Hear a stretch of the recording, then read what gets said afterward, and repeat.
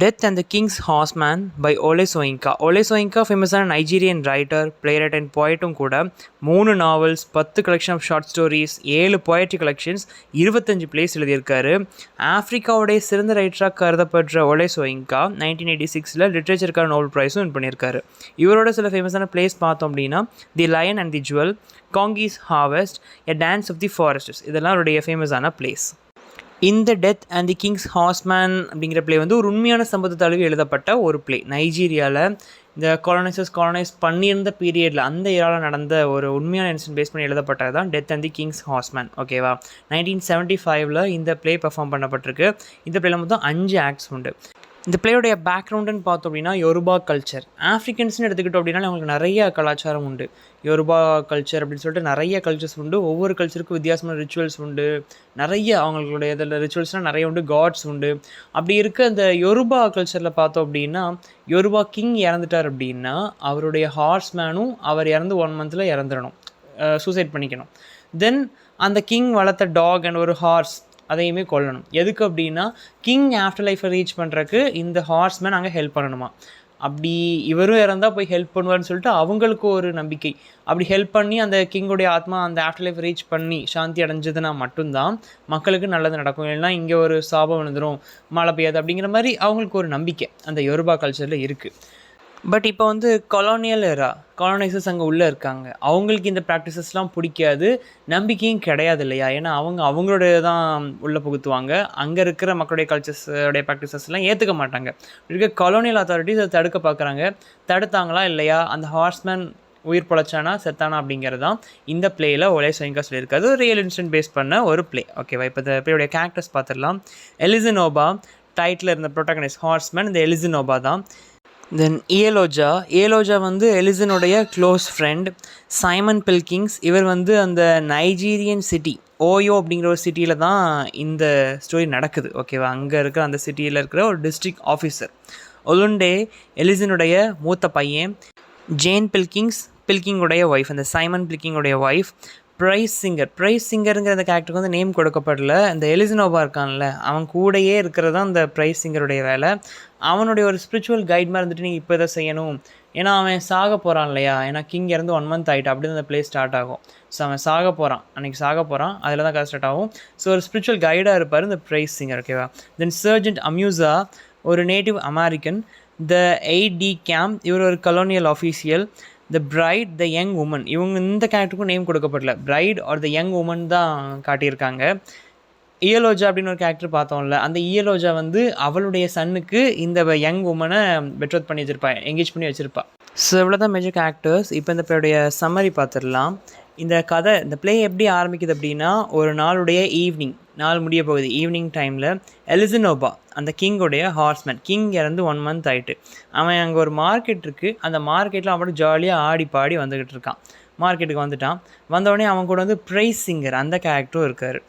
எலிசனோபாவை சுற்றி விமன் இருந்தால் அவனுக்கு பிரச்சனையே கிடையாது, அவன் ரொம்ப ஜாலியாகவே இருப்பான். ஸோ விமன் இருக்க இடமா தேடி போயிட்டுருக்கான். அப்போ அந்த ப்ரைஸ் சிங்கர் என்ன சொல்கிறார் அப்படின்னா, உனக்கு டெத்து, இப்போ நீங்கள் இன்றைக்கி சாகணும் கண்டிப்பாக, நீ அதை தள்ளி போடுற பிளானில் எதுவும் இருக்கியா, பயப்படுறியா அப்படிங்கிற மாதிரி அவர் கேட்குறாரு. அதுக்கு வந்து இவன் எலிசனோபா என்ன சொல்கிறான் அப்படின்னா, இல்லை நான் ரொம்ப ஹாப்பியாக இருக்கேன், எனக்கு சாவை பற்றிலாம் பயமே இல்லை, கண்டிப்பாக நான் சாக தான் போகிறேன். பட் இப்போ எனக்கு என்ன ஆசை அப்படின்னா, என்னை வந்து நல்லா அழகாக ட்ரெஸ் பண்ணி விடணும், லேடிஸ் விமென்லாம் வந்து எனக்கு அழகாக ட்ரெஸ் பண்ணி விடணும், நல்லா ஃபைன் கிளாத் புது துணி வாங்கி எனக்கு உடுத்தி விடணும் அப்படின்னு சொல்லிட்டு ஆசைப்பட்டதை சொல்கிறான்.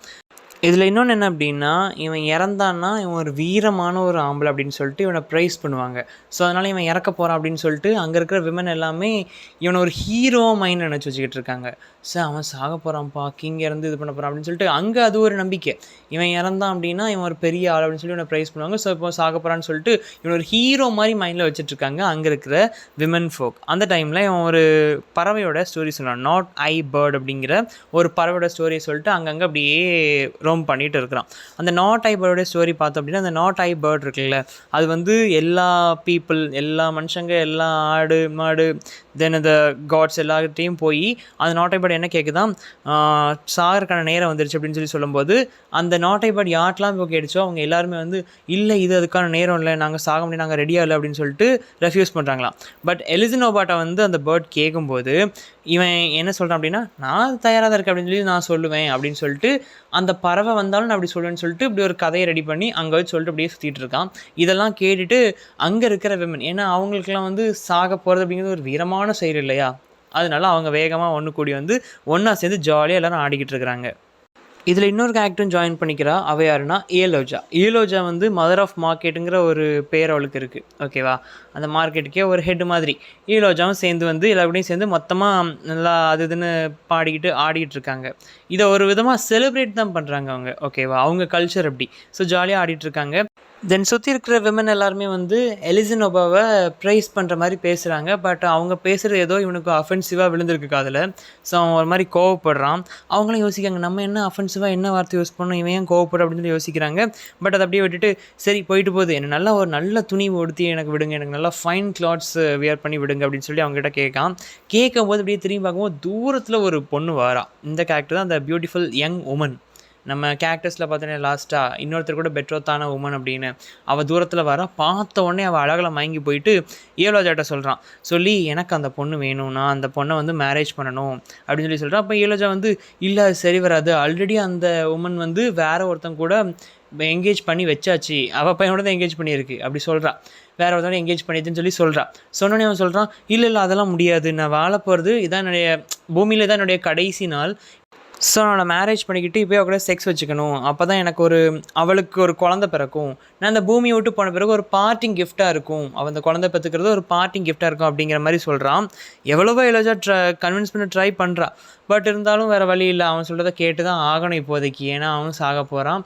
அதுலேயும் அவன் ஒரு பெரிய வீரதீரன் இல்லையா, ஸோ நான் அவன் சொல்கிறத கேட்கணும்னு சொல்லிட்டு ஓகே சொல்லிடுறாங்க.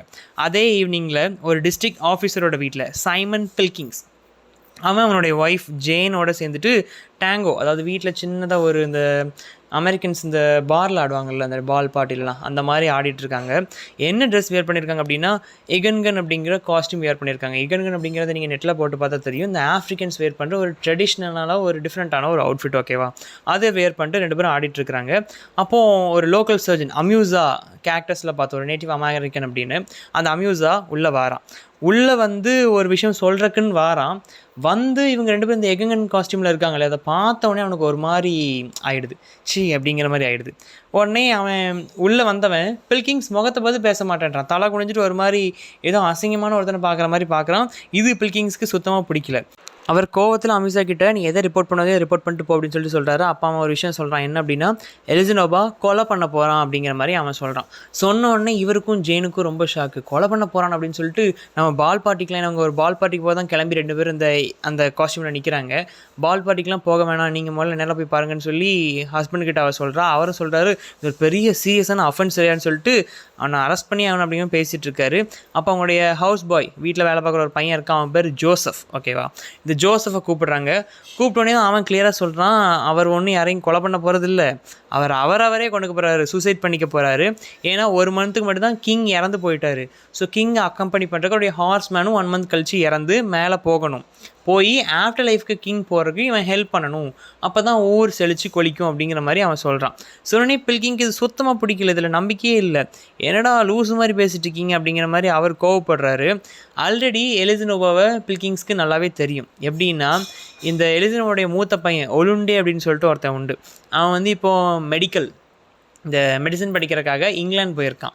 அவனை இந்த ஊர்லேருந்து எப்படியா நவுட்டி கொண்டு போயிடுன்னு சொல்லி அவனை ரகசியமாக இங்கேருந்து கூட்டிகிட்டு போனதே இந்த பில்கிங்ஸ் தான். ஓகே, இவர் தான் ஏற்பாடு பண்ணியிருப்பார் டாக்டர் படிக்கிறதுக்காக. 4 வருஷத்துக்கு முன்னாடி அவன் போயிட்டான். அப்போது இப்படி ஒரு முட்டாள்தனமான ஒரு விஷயம் இவங்க அப்பா பண்ணுறானே அப்படிங்கிறது ஒரு இது இருக்குது, கோவம் இருக்குது. இந்த மாதிரி முட்டாள்தனமான விஷயத்தில் அவன் மாட்டிக்க கூடாதுன்னு தான் அவனை அனுப்பி வச்சுருப்பாங்க. இப்போ ஜேன் என்ன யோசிக்கிறா அப்படின்னா, இப்போ அப்பா இறந்துட்டான், அப்பா அந்த பிறகு அடுத்த ஹார்ஸ்மேன் யார், அவனுடைய பையன் இல்லையா, ஏன்னா இதெல்லாம் வந்து வம்சமாக வர்றது தானே. ஸோ இங்கே எலிசனோபா இருந்த பிறகு ஒலுண்டேவெல்லாம் இது பண்ணுவாங்க அப்படின்னு சொல்லிட்டு இவனும் யோசிக்கா. பில்கிங்ஸ் கோவத்தில் ஹாஷாக திட்டிகிட்ருக்காரு இந்த அங்கே இருக்கிற அந்த யொருவா ட்ரெடிஷன்ஸ் அந்த ட்ரைப்ஸை. இப்படி இருக்கும்போது ஜோசப் அங்கேருந்து போயிடுறான். அவன் போனது ஒரு ட்ரம் சவுண்டு கேட்குது, ட்ரம் பீட், ட்ரம் கோட்டடிக்கிற சவுண்டு கேட்குது. அது ஒரு மாதிரி ஒரு வெட்டிங்க்கு வாசிக்கிற ட்ரம் பீட் மாதிரியும் இருக்குது, சேம் ஒரு டெத்துக்கு வாசிக்கிற ட்ரம் பீட் மாதிரியும் இருக்குது. உடனே ஜோசஃபை கூப்பிட்டு இது என்ன சவுண்டு ஒழுங்காக சொல்லு அப்படின்னு சொல்லி கேட்கும்போது அவன் முதல்ல சொல்லலை, அப்புறம் சொல்லிடுறான் இது அங்கேருந்து வர சவுண்டு தான் அப்படிங்கிற மாதிரி சொல்லிடுறான். சொன்னது உடனே பில்கிங்ஸ் வந்து என்ன பண்ணுறாரு அப்படின்னா ஜோசஃபை போலீஸ் ஸ்டேஷன் அனுப்புகிறாரு ஒரு நோட்டோட. அதில் என்ன சொல்லியிருக்காரு அப்படின்னா, வேகமாக போய் எலிசனோவாவை ஸ்டாப் பண்ணி அவனை அரெஸ்ட் பண்ணுங்க. ஏன்னா அவன் பண்ணுறது ஒரு தப்பு தான், அவனவனே சூசைடுங்கிறது ஒரு தப்பான ஒரு விஷயம் தானே, அதுவும் இந்த மாதிரி ஒரு காரணத்துக்காக பண்ணுறது ஒரு பெரிய தப்பு அப்படின்னு சொல்லிட்டு போலீஸ் ஸ்டேஷனுக்கு அவர் கைப்பட எழுதின ஒரு நோட்டோட அவனை அனுப்பி வைக்கிறாரு. தென் இவங்க அந்த ஒரு காஸ்டியூம் போட்டிருக்காங்க, டிஃப்ரெண்ட்டான அந்த ஆஃப்ரிக்கன் காஸ்டியூம், அதை போட்டுக்கிட்டே அந்த பால் பார்ட்டிக்கு போகிறாங்க. ஏன்னா அதை தவிர்க்க முடியாது, ஏன்னா அந்த பால் பார்ட்டிக்கு ஒரு பிரின்ஸ் வராரு. ஸோ தவிர்க்க முடியாது அப்படிங்கிறக்காக 2 பேர் சேர்ந்து போவோன்னு சொல்லிட்டு அவனை போலீஸ் ஸ்டேஷன் அனுப்பிட்டு இவங்க போகிறாங்க. இப்போ மார்க்கெட்டுக்கு வந்தோம் அப்படின்னா அம்யூஸா ஒரு சர்ஜென்ட் தான் இல்லையா. ஸோ அந்த சர்ஜென்ட் இன்னும் கொஞ்சம் கான்ஸ்டபிள்ஸோட எங்கே வந்திருக்கான்னா மார்க்கெட்டுக்கு வந்திருக்கான். யாரை பிடிக்கிறதுக்கு? எலிசனோவாவை பிடிக்கிறதுக்கு. ஏன்னா ஆர்டர் கொடுத்தது யார்? அங்கே டிஸ்ட்ரிக்ட் ஆஃபீஸரான இங்கே பில்கிங்ஸ் கொடுத்துருக்கான். கொடுத்து ஜோசப் அனுப்பிவிட்டாங்க. ஸோ அந்த ஆர்டர் படி இப்போ அம்யூஸா இங்கே அவனை பிடிக்க வந்திருக்கான். இங்கே வந்தால் ஒரு கடை, ஒரு ஸ்டாலுக்குள்ளே தான் இங்கே எலிசனோவா இருக்கிறது தெரியுது. ஆனால் முழுக்க விமன் அந்த இடத்த மறைச்சிட்டு நிற்காங்க. அங்கே இருக்கிற விமன் எல்லாருமே அம்யூஸாவை ரொம்ப இன்சல்ட் பண்ணுறாங்க. இங்கிலீஷ்காரனுக்காக வேலை பார்க்குற, அவனுக்கு வெக்கமாக இல்லை, அறிவில்லை, உள்ளே இருக்கிறது வீரன் அப்படின்னு சொல்லிட்டு அவனை ஏற்றியும் அம்யூஸாவை ரொம்ப அசிங்கமாகவும் ரொம்ப சேஸ்டைஸ் பண்ணுறாங்க. அது அம்யூஸாவுக்கு சுத்தமாக பிடிக்கல. மட்டும் இல்லாமல் தான் உயிரை விட்டு ஒயிட்மேன் முன்னாடி தான் ஒரு கெத்தான ஆளுன்னு சொல்லிட்டு நிரூபிப்பான்டா உள்ளே இருக்கிற எங்கள் எலிசனோவா அப்படிங்கிற மாதிரி ரொம்ப ஓவராக சவடால் விட்டு பேசுகிறாங்க. அதெல்லாம் அமிஷாவுக்கு ரொம்ப காண்டாகுது. அவங்க கொடுக்குற இன்சல்ட்லாம் தாங்க முடியல. அப்படி இருக்க சில யங் கேர்ள்ஸ் அங்கே இருந்துட்டு இந்த ஆஃபீஸஸுடைய இந்த தடி தொப்பி இதெல்லாம் அவங்களுக்கே தெரியாமல் எடுக்கிறது, அவங்க மேலே இதை வீச அதை வீசுன்னு சொல்லிட்டு ரொம்ப சின்ன பிள்ளைதனம் பண்ணிகிட்ருக்காங்க. அதெல்லாம் வந்து அங்கே அந்த ஆஃபீஸர்ஸ்க்கும் அம்யூஸாவுக்கும் சுத்தமாக பிடிக்கல. ஒரு மாதிரி எம்பாரசிங்காக இருக்குது அம்யூஸாவுக்கு. அப்படி இருக்க பார்த்தாங்க இதுக்கு மேலே முடியாது அப்படின்னு சொல்லிட்டு யோசிச்சுட்டு இருக்கும்போது அங்கே அயலோஜா வருவா. அங்கே வந்து அயலோஜா அந்த பிரச்சனையை தீர்த்து வச்சு சரின்னு சமரசம் பேசுவான்னு பார்த்தா அவளும் அந்த சின்ன பிள்ளைங்களோட சேர்ந்துக்கிட்டு, சின்ன பிள்ளைங்களும் ரொம்ப சின்ன பிள்ளைங்கள யங் கேர்ள்ஸ், கொஞ்சம் இந்த 18-17 வயசில் இருக்கிறவங்க, அப்படி சேர்ந்துக்கிட்டு மொத்தமாக சேர்ந்து மறுபடியும் சேர்ந்து அவனை போட்டு கலாய்க்கிறது அந்த அம்யூஸாவை. இதெல்லாம் பண்ண அவனுக்கு இன்னும் எம்பாரசிங் ஆகி போய் தொடங்கிடி அப்படின்னு சொல்லிட்டு அவன் மொத்தமாக கான்ஸ்டபிள்ஸோடு அங்கேருந்து கிளம்பிடுறான். போன பிறகு இவங்க நல்லா சேர்ந்து மொத்தமாக டான்ஸ் ஆடி அங்கே உள்ளேருந்து வெளியே யாரை கூட்டுவாங்கன்னா எலிசனோவாவை கூப்பிட்டு வராங்க. அவன் உள்ளே யார் கூட இருந்திருக்கான் அப்படின்னா, அவனுக்கு அந்த அயலோஜாவுடைய சனோட பெட்ரோத் பண்ணிருந்துச்சுல அந்த பியூட்டிஃபுல் உமன், அவளோட வெளியே வரான். இவனுடைய எதிர்காலம் அவனுடைய வயிற்றில் வளரும் அப்படின்னு சொல்லிட்டு வெளியே வந்து நின்றுருக்கான். அப்போ கொட்டு சத்தம் கேட்குது. கொட்டு சத்தம் கேட்கும் போதே என்ன நியூஸ் வருது அப்படின்னா, கிங்கோடைய டாக் அண்ட் ஹார்ஸை வந்து கொண்டுகிட்டு இருக்காங்க அப்படின்ட்டு. அப்போ ப்ரைஸ் சிங்கர் என்ன பண்ணுறாரு அப்படின்னா ஞாபகப்படுத்துறாரு, நீ என்ன பண்ணுவோம் ஞாபகம் இருக்குல்ல, இப்படி சாகணும் அப்படின்னு சொல்லிட்டு அவனை கூப்பிட்டு போகிறாங்க. அவன் ஒவ்வொரு அடி எடுத்து வச்சு அந்த இடத்துக்கு போக போக ஒரு மாதிரி ஒரு பயம் அவனுக்குள்ளே இருக்குது. அப்படியே ஆள் கால் எடுத்து வைக்க அப்படியே வெயிட்டாக இருக்கிற மாதிரி ஒரு ஃபீல் வந்து இப்போ எலிசனோவாவுக்கு வருது. எல்லாரும் அவனை வெல்கம் பண்ணி ஆடி பாடி கூப்பிட்டு போயிட்டுருக்குறாங்க. இப்போ இங்கே பால் பார்ட்டி இல்லை. பால் பார்ட்டிக்கு யார் வந்தா? பில்கிங்ஸும் ஜெயினும் வந்தாங்க இல்லையா. ஸோ அவங்க அங்கே பால் பார்ட்டிக்கு வந்திருக்காங்க. அந்த எகன்கன் காஸ்டியூம்லாம் வந்திருக்காங்க. அங்கே ஆல்ரெடி பிரின்ஸும் வந்தாச்சு. இப்போ எல்லாம் பேசிகிட்டு இருக்கும்போது ரெசிடெண்ட் யார் அப்படின்னா நம்ம இவர் இருக்கார்ல பில்கிங்ஸ், அவருக்கும் மேலே இருக்கிற ஒரு ஹையர் அஃபீஷியல். அவர் பில்கிங்ஸை தனியாக கூப்பிட்டு என்ன இந்த எலிசனோவா பிரச்சனை என்னாச்சு, நீ என்ன ஆக்ஷன் எடுத்துருக்க அப்படி மாதிரி பேசிகிட்டு இருக்கிறாங்க. பேசிகிட்டு இருக்கும்போது அங்கே அம்யூஸா வரான். அம்யூஸாவை அங்கே எல்லாருமே விரட்டி விட்டுட்டாலும் இல்லையா, அவனை பார்க்க எலிசனோவாவை பார்க்கக்கூடாதுன்னு சொல்லிட்டு இப்போ அவன் வரான். வந்து என்ன ஆச்சுன்னு சொல்லிட்டு அவர் வேறு கேட்குறாரு, இந்த ரெசிடெண்ட் வேறு கேட்டிருக்காரு. ஸோ அந்த ஒரு இதில் பில்கிங்ஸ் வந்து கேட்குறான் அம்யூஸாட்ட, என்ன ஆச்சு சொல்லு அப்படின்னு சொல்லி வரும்போது அவன் அந்த எகன்கன் காஸ்டியூமை பார்க்குறான். பார்த்துட்டு இந்த காஸ்டியூம் அப்படிங்கிற மாதிரி பார்த்துட்டு ஹெசிடேட் பண்ணுறான் பேசுறதுக்கு. பார்த்தோன்னே அவருக்கு வந்துட்டு நீ அவனை தூரப்போ அப்படிங்கிற மாதிரி அவனை போக சொல்லிடுறாரு. இது நடக்கும்போது மிட் நைட் ஆகிடுச்சு. ஓகேவா, மிட் நைட் டைமில் அவன் போயிட்டான். இப்போது பில்கிங்ஸ்க்கும் ஜேனுக்கும் ஒரு ஆச்சரியம் பயம், எலிசனோவா அந்த நேரத்தில் இறந்துருப்பானோ என்னாச்சோ தெரியும்னு சொல்லிட்டு பில்கிங்ஸ் அங்கேருந்து வேகமாக போகிறாரு. போகும்போது ஜேன் வெளியே வாரா. வெளியே வந்து பார்த்தா அங்கே இன்னொரு ஆள் நிற்க. அவன் யாருன்னா ஒலுண்டேவே இங்கிலாண்டுக்கு மெடிசன் படிக்க அனுப்புனதே பில்கிங்ஸும் ஜேனும் தான். இப்போ அவன் திரும்ப வந்திருக்கான். இதை பார்த்தோன்னே ஜேனுக்கு ஷாக்கு. இந்த நேரத்தில் பில்கிங்ஸும் இல்லை, அவரும் அங்கே அவசரமாக போயிருக்காரு. அப்போ அவனை பார்த்து என்ன எதுக்கு வந்தேன்னு சொல்லி கேட்கும்போது அவன் ஃபஸ்ட்டு எதை நோட்டீஸ் பண்ண முடியாது, அந்த எகன்கன் காஸ்டியூமை நோட்டீஸ் பண்ணிட்டு உங்களுக்கு வந்து நீங்கள் இதை மதிப்பு தெரியாமல் இதை உடுத்திருக்கீங்க, ஏன்னா நீங்கள் ஒரு இங்கிலீஷ் பீப்புள் இல்லையா, ஸோ அதனால் உங்களுக்கு வந்து இந்த காஸ்டியூமுடைய மதிப்பு தெரியல, இதோடைய மதிப்பு தரத்தை நீங்கள் குறைக்க தான் இருக்கீங்கன்னு சொல்லிட்டு அந்த காஸ்டியூம் வேர் பண்ணதை வந்து ஒரு மாதிரி கிரிட்டிசைஸ் பண்ணுறான் ஒலுண்டே. தென் வேர்ல்டு வார் செகண்ட் பற்றி பேசுகிறாங்க. பேசிட்டு இவன் என்ன சொல்கிறான் அப்படின்னா, ஒருத்தரோட சுயநலத்துக்காக பல கோடிக்கணக்கான வீரர்கள் இறக்குறாங்க அப்படிங்கிற மாதிரிலாம் அதெல்லாம் கிரிட்டிசைஸ் பண்ணி அவட்ட பேசிகிட்டு இருக்கான். பேசிகிட்டு இருக்கும்போது பில்கிங்ஸ் எங்கே போனார், நான் அவரை பார்க்கணும்னு சொல்லி கேட்கும்போது இவன் முடியாதுங்க, அங்கே அவனை அனுப்ப முடியாது. ஏன்னா அவர் எங்கே போயிருக்காருன்னா அவனை பிடிக்கிறதுக்காக போயிருக்காரு இல்லையா. ஸோ போனால் அவங்க அப்பா அந்த பிரச்சனையில் இவனும் எடுத்து இவனை ஹார்ஸ்மேன் ஆக்கிடக்கூடாதுங்கிற ஒரு பயம் இவளுக்குள்ளே இருக்குது. ஸோ சொல்ல மாட்டேன் அப்படின்னு சொல்லி சொல்கிறான். பட் அவன் ஒலுண்டே என்ன சொல்கிறான் அப்படின்னா, நான் வந்ததே எங்கள் அப்பா சாவை பார்க்குறதுக்கு தான், எனக்கு அதில் எந்த பிரச்சனையும் கிடையாது, ஏன்னா அவர் செத்து தான் ஆகணும் அப்படிங்கிற மாதிரி சொன்னதும் ஜேனுக்கு ஒரு ஷாக்கு. இந்த பையனோட அப்படி பேசணும் அப்படிங்கிற மாதிரி. எலிசனை பரி பண்ணுறதுக்கு தான் நான் இங்கே வந்தேன், எங்கள் அப்பாவை பரி பண்ணுறதுக்கு தான் நான் இங்கே வரவே செஞ்சேன் அப்படிங்கிற மாதிரி அவன் சொல்கிறான். சொல்லிவிட்டு எங்கள் அப்பா செத்து தான் ஆகணும், ஏன்னா இது ஒரு ஹானரபிள் திங் தான், இதில் எந்த தப்புமே கிடையாது அப்படிங்கிற மாதிரி சொன்னோடனே ஜேனால் எதுவுமே பேச முடியல. என்னடா சொல்கிறது அப்படிங்கிற மாதிரி அவன்ட்டு இருக்கா. அப்போ ஜேன் இறந்து போன ஒருத்தருக்காக இப்படி பண்ணுறதெல்லாம் வேஸ்ட் அப்படின்னு சொல்லும்போது அவன் சொல்கிறான், யாரோ ஒருத்தருடைய சுயநலத்துக்காக ஒருத்தர் சொன்னதுக்காக எத்தனையோ ஆயிரக்கணக்கான வீரர்கள் இறக்குறாங்க, உங்கள் இங்கிலீஷ் சோல்ஜர்ஸ் தான், இதெல்லாம் இந்த பிள்ளைய மாஸ் சூசைட் இல்லையா, அப்படி இருக்குது ஒரே ஒரு ஆள் தானே இறக்குறாரு அப்படிங்கிற மாதிரி சொல்லிட்டு அவன் எதையோ சொல்லி பேசி பார்க்குறான். இதை பேச ஜேனால் என்ன சொன்னனே தெரியாத மாதிரி அவள் யோசிச்சுக்கிட்டு இருக்கா. ஜேனுக்கு இவன் காமாக இருக்கிறத பார்த்து ஒரு ஷாக் இருக்குது, எப்படி இவன் காமாக இருக்கா அப்படின்னு சொல்லிட்டு. அப்போது உள்ள இன்னொரு பெரிய ஆஃபீஸர் இருக்கார், அவர் வர்ற சத்தம் கேட்குது. இவளுக்கு அவனை காட்டி கொடுக்கணும்னு எண்ணம் இருக்குது, பட் காட்டி கொடுத்துடக்கூடாதுங்கிற எண்ணமும் இருக்குது. இப்படி இருக்க எப்படி அவன் அமைதியாக இருக்கான்னு சொல்லிட்டு அவளுக்கு ரொம்ப ஷாக்கு. ஆனால் அதுக்கு அவன் என்ன சொல்ல அப்படின்னா, நான் எதுக்கு அமைதியாக இருக்கேன்னு உங்களுக்கு இன்னும் கிளியராக சொல்லி புரிய வைக்கிறேன், பட் எனக்கு நேரம் இல்லை, போய் எங்கள் அப்பாவுடைய பிணத்தை அடக்கம் பண்ணுறாலே நான் பார்க்கணும் அப்படிங்கிற மாதிரி சொல்லிட்டு எங்கேன்னு சொல்லுங்கள், நான் கிளம்பிட்டேன் அப்படிங்கிற மாதிரி அவன் கேட்குறான். தென் பில்கிங்ஸ் ஹையர் அஃபீஷியலை பார்க்குறக்காக திரும்ப வராரு. வந்து இவனை பார்த்தா அவருக்கு ஒரு ஷாக், என்னடா இவன் வந்திருக்கான் அப்படின்ட்டு. அப்போது அதுக்கு ஒலுண்டு என்ன சொல்கிறேன் அப்படின்னா, நீங்கள் ஒரு தப்பு பண்ண பார்க்குறீங்க, எங்கள் அப்பாவை காப்பாற்றி தப்பு தான் பண்ண பார்க்குறீங்க, ஒரு பெரிய ட்ராஜடிலாம் ஒன்றும் நடக்காது, தயவுசெய்து நீங்கள் இதெல்லாம் பண்ணாதீங்க அப்படிங்கிற மாதிரி அவன் சொல்கிறான். பட் அவர் கேட்குற மாதிரிலாம் இல்லை. அவர் உள்ளே போகிறாரு, உள்ளே போய் அந்த ஹையர் அஃபீஷியல்கிட்ட பேசிட்டு திரும்ப போகிறாரு. அவனுடைய அப்பா இருக்கிற இடத்துக்கு ஒலுண்டேவை அனுப்புறதுக்கு அவருக்கும் விருப்பம் இல்லை, பில்கிங்ஸ்க்கும் விருப்பம் இல்லை. இப்போது இவர் பில்கிங்ஸ் இங்கேருந்து வேகமாக கிளம்பி போகிறாரு. ஒலுண்டே ஜேன் 2 பேருமே இவங்களுமே போகிறாங்க. பின்னாடியே போயிட்டு இருக்கும்போது திடீர்னு ஒரு விதமான சவுண்டு கேட்குது, ரொம்ப கூட்டமாக வர ஆட்கள் சவுண்டாக கேட்குது. என்னென்னு எட்டி பார்த்தா இந்த சங்கிலியெல்லாம் மாட்டி எலிசனோவாவை இழுத்துட்டு வராங்க. இழுத்துட்டு வரும்போது இப்படி தள்ளி விடும்போது அவன் கரெக்டாக ஒலுண்டேயோட ஃபீட் காலில் போய் விழுறான். விழுந்தோடனே ஒலுண்டே அவங்க அப்பாவை பார்த்து எப்படி இருக்கீங்க அதெல்லாம் கேட்கல, இன்சல்ட் பண்ணுறான் அப்பாவை. நீ ஒரு கோலை இப்படி பண்ணிட்டியே, நீ செய்ய வேண்டியது செய்யாமல் விட்டேன்னு சொல்லிட்டு அங்கேருந்து வேகமாக நடந்து போயிடுறான். இது எலிசனோவாவுக்கு ரொம்ப கஷ்டமாக இருக்கா, ஐயோ இப்படி பண்ணிட்டோமே அப்படிங்கிற மாதிரி. இப்போ எலிசனோவாவை ப்ரிசனில் அடைச்சாச்சு. யாருக்கு அடைச்சிருக்கா, பில்கிங்ஸ். கையில் செயின் போட்டிருக்கு, கையிலலாம் அந்த செயின்னு அந்த சங்கிலி போட்டு கட்டி வச்சுருக்கவனை. இவன் உள்ளே ரொம்ப வருத்தத்தில் இருக்கான். நைட் டைமில், இது மிட் நைட்டில் தானே, நைட் டைமில் அவனை உள்ளே பிடிச்சி போட்டிருக்கு. அவனுக்கு நிம்மதியாக இருக்கவே முடியலை, ஏன்னா அவனுடைய டியூட்டி அவன் செய்யலை அப்படின்னு சொல்லிட்டு மைண்டுக்குள்ளே அதையே திரும்ப யோசிக்கிட்டே இருக்கான். அப்படி இருக்க அங்கே பில்கிங்ஸ் வரார். நைட் எவ்வளோ அமைதியாக இருக்குப்பார் அப்படின்னு சொல்லிட்டு பேச்சை மாற்ற ட்ரை பண்ணுறாரு. பட் இருந்தாலும் எலிசனோவா அதுக்கெலாம் இடம் கொடுக்குற மாதிரி இல்லை முடியாது, நீ நான் தப்பு தான் பண்ணேன்னு சொல்லிட்டு அதே திரும்ப சொல்கிறான்.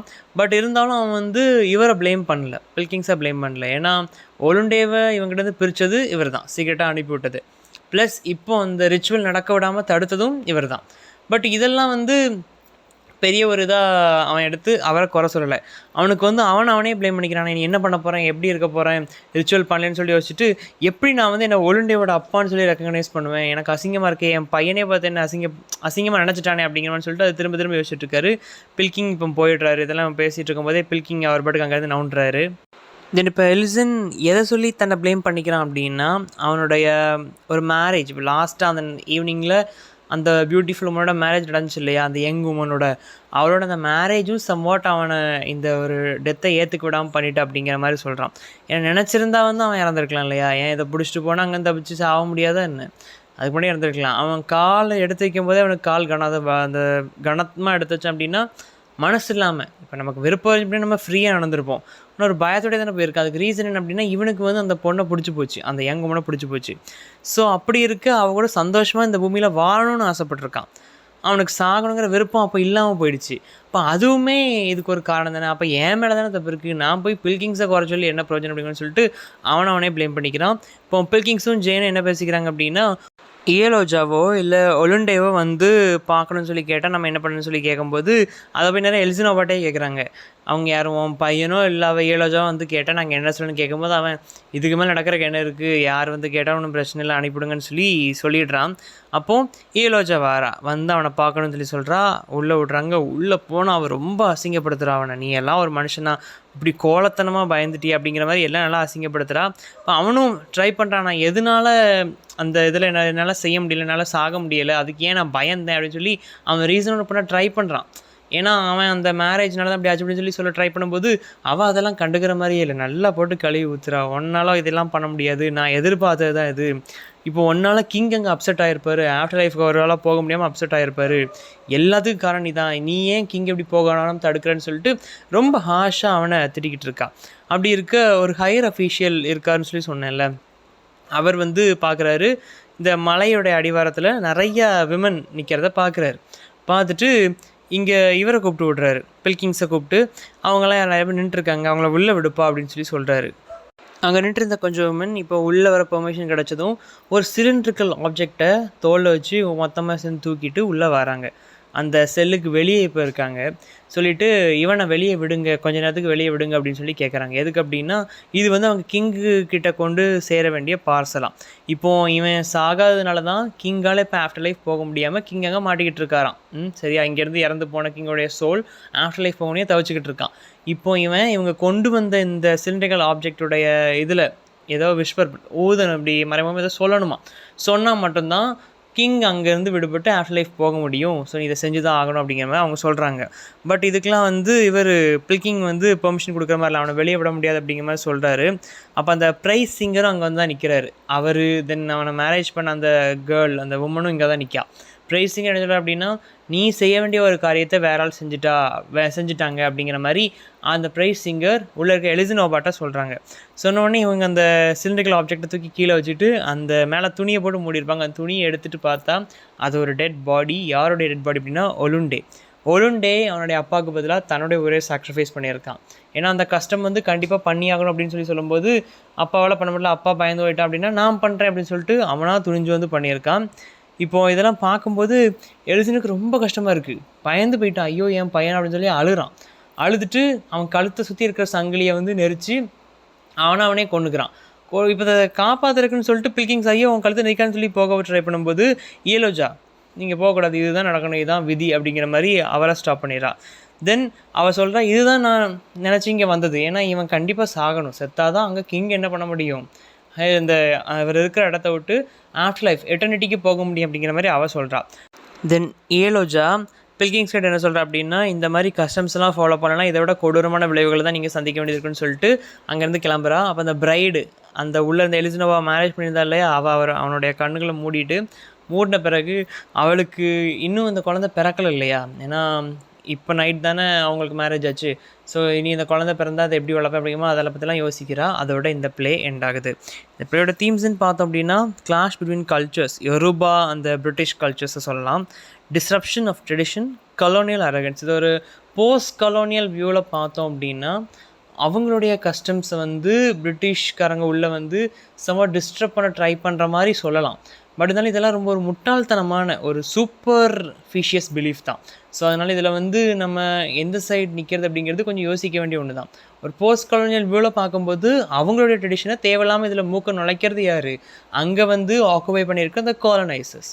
பட் இருந்தாலும் இதை நார்மலாக ஒரு ஸ்டோரியை நம்ம இந்த போஸ்ட் கலோனியல் வியூவை தவிர்த்து பார்த்தோம் அப்படின்னா, ஒரு சூப்பர்ஃபிஷியஸ் பிலீஃப் நம்புகிற முட்டாள்தனமாக நம்பிட்டு இருக்கிற ஒரு கூட்டம், அதை திருத்த ட்ரை பண்ணுற இந்த காலனைசர்ஸ் அப்படிங்கிற மாதிரியும் இந்த இதை நம்ம ஒரு பெர்ஸ்பெக்டிவில் எடுத்துக்கலாம்.